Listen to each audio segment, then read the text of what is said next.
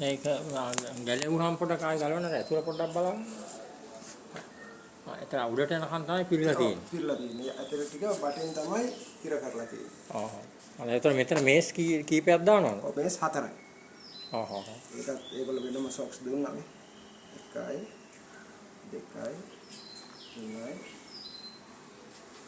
4යි. ඒක දුන්නා. ඒ ඉස්සෙල්ලා මම දැම්මා නිසා 12 15ක් දැම්මා. දැන් අරක උස්සන්න ගලවන්න බලන්න පොඩ්ඩක්.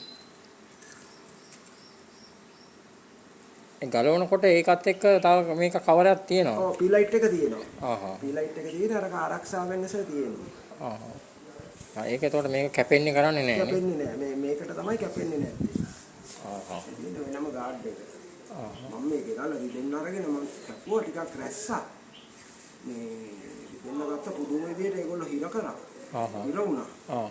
ඊට පස්සේ මම කරපෙඩේ දෙපැත්තෙන් මේ ටිකක් අඩු කරුවා. ඊට පස්සේ තමයි ඉතින් දාන්න පුළුවන් උනේ.